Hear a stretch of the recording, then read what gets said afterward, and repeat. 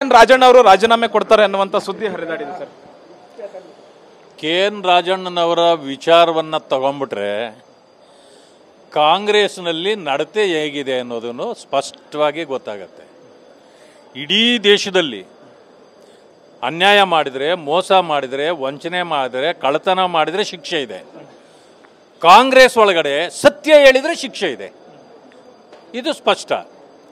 ಅವ್ರು ಕೇಳಿದ್ದೇನೋ ಮತಗಳ್ಳತನದ ವಿಚಾರದಲ್ಲಿ. ಅರೆ ನಾವಿರುವಾಗಲೇ ಈ ರೀತಿ ಆಗಿದ್ದು ಅಂತಕ್ಕಂಥ ಮಾತನ್ನು ಅವ್ರು ಹೇಳಿದ್ದು. ಅಂದರೆ ಸತ್ಯ ಹೇಳಿದ್ರೆ ನಿಮಗೆ ಯಾಕೆ ಉರಿ ಬಂತ? ಅಂದರೆ ಸತ್ಯ ಹೇಳಿದ ತಕ್ಷಣ ಅವ್ರನ್ನ ಮಂತ್ರಿ ರಾಜೀನಾಮೆ ಕೊಡಬೇಕು ಅಂತ ಈಗ ಒತ್ತಾಯ ನೀವು ಆಗ್ತಾ ಇದ್ದೀರಲ್ಲ. ಒಬ್ಬ ಪರಿಶಿಷ್ಟ ವರ್ಗದ ಒಬ್ಬ ಮುಖಂಡನನ್ನು ನೀವು ಯಾವ ರೀತಿ ನಡೆಸ್ಕೊಳ್ತಾ ಇದ್ದೀರಿ ಗೊತ್ತಾಗಲ್ವಾ? ನೀವು ದಲಿತ ವಿರೋಧಿಗಳು ಅಂತ ಮೊದಲಿಂದನೂ ನಾವು ಹೇಳ್ತಾ ಬಂದಿದ್ದೀವಿ. ಈಗ ರಾಜಣ್ಣ ಸೆಪ್ಟೆಂಬರ್ ಕ್ರಾಂತಿ ಹೇಳ್ತಾ ಇದ್ರು, ಸೆಪ್ಟೆಂಬರ್ ನಲ್ಲಿ ಕ್ರಾಂತಿ ಆಗುತ್ತೆ ಅಂತ. ಯಾಕೋ ಆಗಸ್ಟ್ ಅಲ್ಲೇ ಕ್ರಾಂತಿ ಆಗೋ ತರ ಕಾಣ್ತೈತೆ. ಈಗ ಸೆಪ್ಟೆಂಬರ್ ಅಲ್ಲಿ ಆಗ್ಬೇಕಂದ್ರೆ ಪ್ರಾರಂಭ ಈಗ ಆಗ್ಬೇಕಲ್ಲ.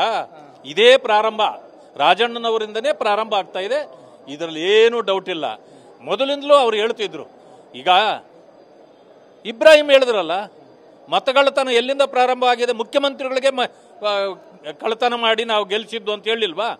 ಮುಖ್ಯಮಂತ್ರಿಗಳೇ ಕಳ್ಳತನ ಮಾಡಿದಾರೆ ಅಂತಂದ್ರೆ ಈಗ ಜನ ಎಲ್ಲ ಮಾತಾಡ್ತಾರೆ ಹೊರಗಡೆ, ಸಿದ್ದರಾಮಯ್ಯ ಮತಗಳ್ಳ ಅಂತ ಹೇಳ್ತಾವ್ರೆ. ಈಗ ನೀವು ಯಾವುದೋ ಡೆವಲಪ್ಮೆಂಟ್ ಆಗಲಿಲ್ಲ, ಬೇರೆ ಏನೂ ಕೆಲಸ ಆಗಲಿಲ್ಲ ಅನ್ನೋ ಕಾರಣಕ್ಕೆ ದೆಹಲಿಯಿಂದ ಕರೆಸಿ ಅವ್ರನ್ನ ನೀವು ಹೇಳ್ತೀರಿ. ಆದರೆ ನೀವೇ ಹೇಳ್ಬೋದಾಗಿತ್ತಲ್ಲ ಇಂತಿಂಥ ಕಡೆಗೆ. ಅದು ಯಾವ ಕ್ಷೇತ್ರನ ಆಯ್ಕೆ ಮಾಡ್ಕೊಂಡಿದ್ದು? ನಿಂಬಾವಳಿ ಕ್ಷೇತ್ರ. ಅದು ಯಾರ್ದು? ಅದು ರಿಸರ್ವೇ.